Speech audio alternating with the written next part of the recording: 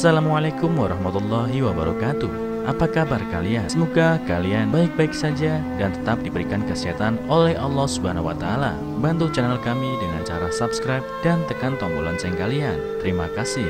Semoga kisah ini bermanfaat. Pria ini tega tinggalkan istri yang tangannya diamputasi. Kaget saat bertemu lagi sudah jadi begini. Namaku Hanifah Atmaja. Sedari kecil, keluargaku mengajarkanku untuk menjadi wanita pekerja keras dan berani mengambil resiko. Itulah mengapa sejak umur 17 tahun aku mulai merintis beraneka ragam bisnis. Aku bukan dari keluarga yang serba berkecukupan. Justru untuk memenuhi kebutuhan hidup, aku harus membantu orang tuaku berjualan nasi keliling. Dulu hidupku tidak semenyenangkan ini. Dulu hidupku jauh dari kata sempurna.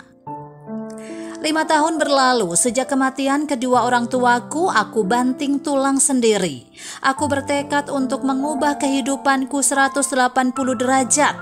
Aku tidak peduli dengan banyaknya cemoohan yang orang-orang lontarkan padaku. Aku nekat menjual rumah peninggalan almarhum orang tuaku untuk bekalku pergi ke kota. Di sana aku pasti bisa merintis bisnisku. Aku memang hanya bisa memasak. Itu adalah keahlian yang diwariskan oleh ibuku dulu. Di kota memang hidup harus lebih keras daripada di desa. Makanya aku mencari kerja seadanya. Saat itu aku mengais rezeki dengan menjadi pelayan di sebuah restoran. Aku pun mempelajari banyak hal di sana. Cara memasak makanan mahal, menghidangkan makanan, menyambut pelanggan, banyak sekali. Sampai suatu ketika aku memutuskan untuk berhenti dan memulai bisnis di bidang kuliner walaupun masih kecil-kecilan.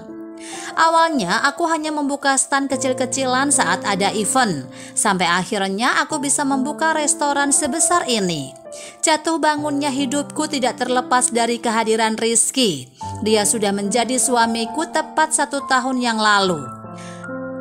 Aku memang tidak lama berpacaran dengannya. Kita kenal 3 bulan dan langsung memutuskan untuk menikah. Rizky sama sepertiku. Dia di sini merantau dan bekerja keras untuk menjadi orang kaya. Aku akui memang Rizky ini tidak mengerti cara berbisnis di bidang kuliner dan dia mengaku padaku bahwa lebih tertarik dengan properti. Sejak awal kita menikah, Rizky selalu menceritakan tentang pekerjaannya itu, tapi tak pernah sehari pun aku diajak untuk mengunjungi salah satu proyeknya. Suatu hari Rizky bilang padaku bahwa beberapa proyeknya mandek dan butuh pendanaan.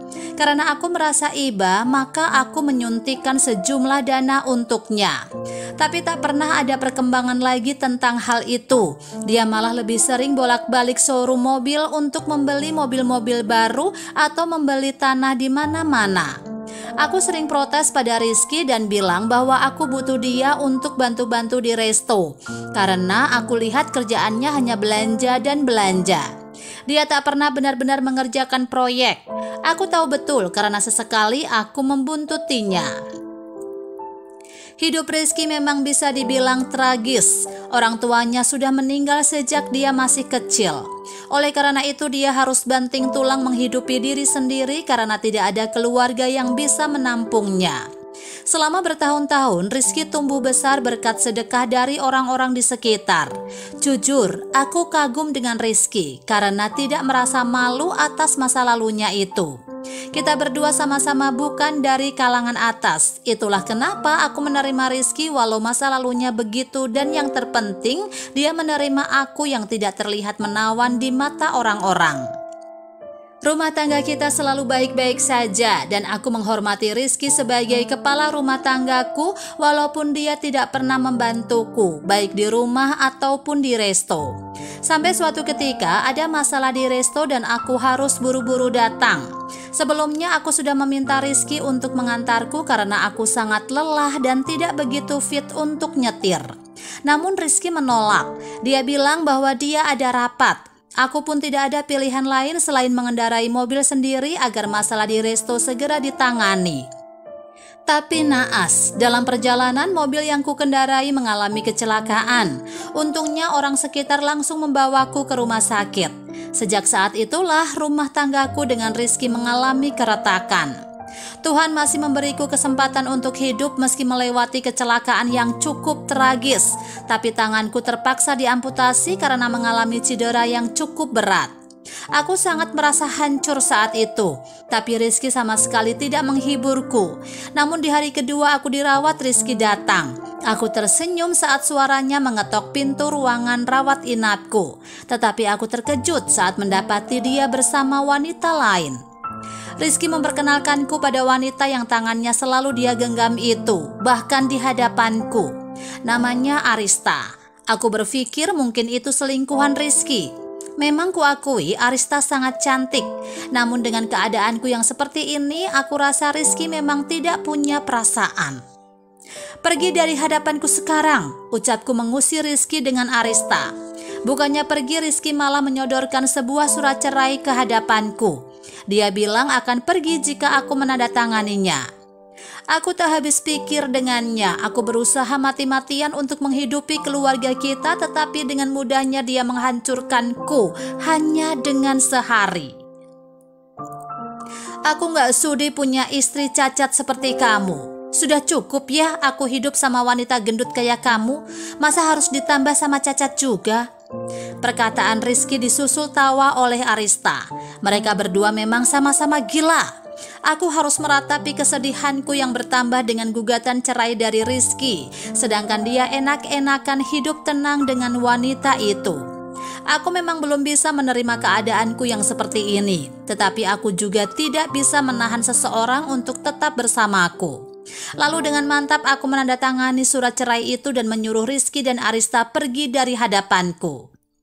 Aku terpaksa menjalani hari dengan penuh tangisan dan menghadapi sidang perceraian dengan lapang dada. Tapi tidak sampai di situ saja kesedihanku. Hal ini bertambah saat pembagian harta gono gini yang menurutku tidak adil. Rizky hanya memberiku 150 juta rupiah, sedangkan dia mendapatkan bagian yang lebih banyak. Ini tentu tidak adil, tetapi aku tidak mau terjadi perselisihan yang lebih panjang dengan mantan suamiku itu. Aku ingin cepat-cepat memutuskan kontak dengan pria tidak tahu diri itu. Meski begitu, aku memang mengalami depresi yang cukup lama. Tanganku diamputasi, restoku terbengkelai, dan aku diceraikan oleh Rizky. Lengkap sudah deritaku saat itu dan aku merasa sendirian dan tidak tahu harus lari kemana dan harus bagaimana. Semuanya habis dan tak ada yang tersisa. Resto yang kubangun dari nol juga terbengkelai begitu saja. Aku hanya punya 150 juta rupiah dan aku hanya bisa mengandalkan itu. Semangatku kembali bangkit saat teringat perkataan almarhum ibu. Meski tidak punya apa-apa juga harus tetap semangat dan ceria. Dan dengan uang 150 juta itu, aku membangun kembali usahaku. Aku mempelajari kembali dari awal hal-hal yang harus aku persiapkan. Meskipun aku tidak punya tangan, aku masih punya koki yang masih setia menemaniku. Ia masih mau membangun resto baru denganku. Sementara itu, ku dengar Rizky hanya bersantai ria di rumah mengandalkan harta gono gini kemarin. Tapi itu pasti tidak akan bertahan lama. Beberapa bulan kemudian usahaku berjalan lancar meskipun belum seramai restoku yang dulu. Lalu tiba-tiba kokiku mengatakan bahwa Rizky jatuh miskin akibat kecanduan judi. Kini dia mengandalkan uang dari belas kasihan orang-orang untuk bertahan hidup. Malang sekali hidupnya, begitu pikirku. Tetapi itu pilihan hidup Rizky dan mungkin juga sebagai balasan atas perbuatannya padaku waktu itu. Tak terasa 10 tahun pun berlalu. Suatu hari aku turun dari mobilku. Tiba-tiba saja ada pengemis yang menghampiriku dengan pakaian lusuhnya dan bau. Aku sangat iba padanya. Namun dia terus menundukkan kepalanya bahkan saat aku memberinya beberapa uang. Ini Pak untuk makan. Saya juga punya resto di dekat jalan sini. Kalau Bapak berkenan bisa makan di sana nanti. Tidak usah bayar, ucapku padanya.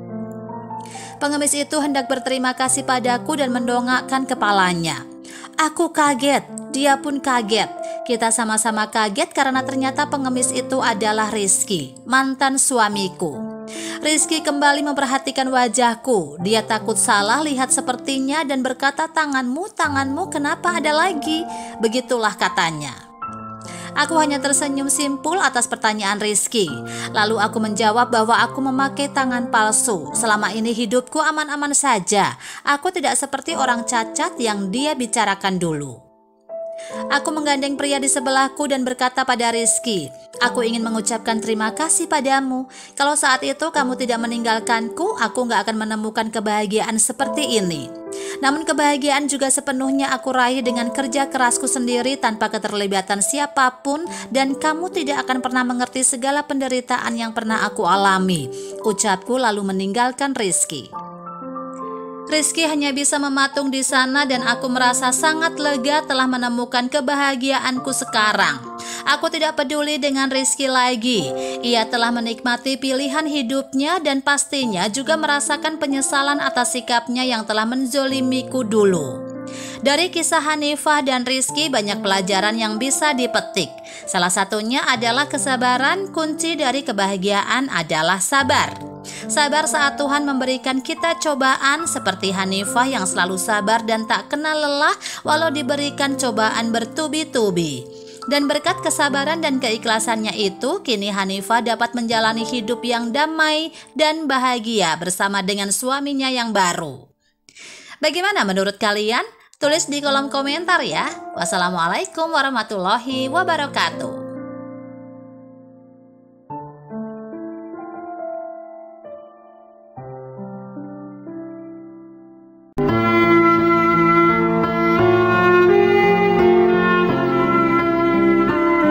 Assalamualaikum warahmatullahi wabarakatuh. Apa kabar kalian? Semoga kalian baik-baik saja dan tetap diberikan kesehatan oleh Allah Subhanahu wa Ta'ala. Bantu channel kami dengan cara subscribe dan tekan tombol lonceng kalian. Terima kasih. Semoga kisah ini bermanfaat.